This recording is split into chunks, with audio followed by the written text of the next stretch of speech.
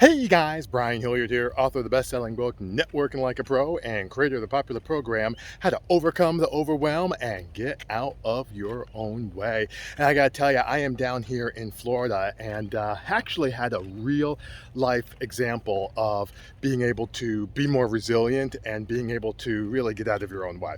All right, so as you can see, I'm walking, right? And I'm pretty sweaty. We'll get into that in a second. So I came in last night. I was doing a speaking engagement down here, and I came in last night, right? And over at the Airbnb because I'm taking a few days off. So I came in last night, and I had a rental car, right? And it was a SUV, and I went to get some stuff over at Publix, actually, where shopping is a pleasure. And one of the things I picked up was an adult beverage. Okay, and put it in the back seat, then wound up, actually I put it in the trunk, and then wound up going into the go to the Airbnb, opened up the trunk, and bing, the whole thing fell to the ground. It was a six pack of an adult beverage that was glass bottles. Whole thing just cracked right on the driveway. All right, so I'm like, OMG. So I'm obviously not happy. Now, I get up the next morning and I'm like, all right, listen, that's not a problem. I'm just gonna go, because it was already too late. I'd missed the store, so I couldn't just go right back and do it. So I was like, all right, well, let me just go and take care of it the next day. All right, here was the problem though.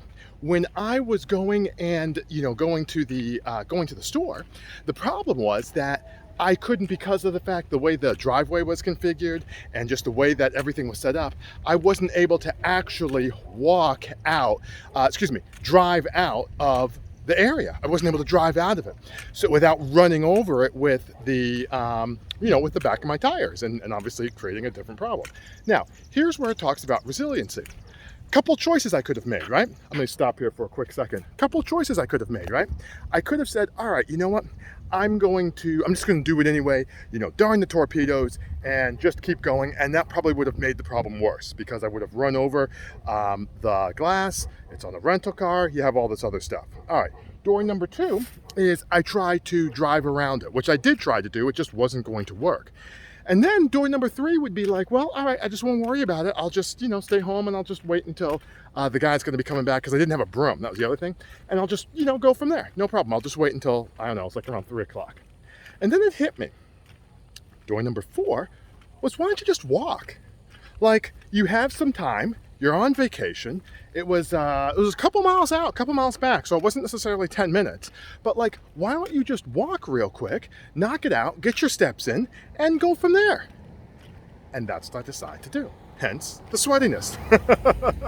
But the reason I bring it up in terms of a real world resiliency is because a lot of times, I'll speak for myself, no question about it. Like in the past, I would have spent more time being upset at the situation and not necessarily sulking, but just being upset at the situation, then I wouldn't have given myself the space to come up with the plan that, hold on, you know what? You can just walk and not be a big deal if that's what you want to do.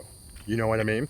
And I think when you're talking about everyday success and you're talking about being more resilient and getting out of your own way, part of it is giving yourself the space to come up with the plan, to come up with the thought, to come up with, as Stephen Covey likes to say, the third alternative. All right, so that's what I did here today. I have got the adult beverage right here in my possession. I think I'm about maybe 20 minutes from the house, and I definitely am going to crack one of these bad boys open for a little vacation. But in the meantime, listen, my name is Brian Hilliard, saying so long, take care, and thanks so much for your time.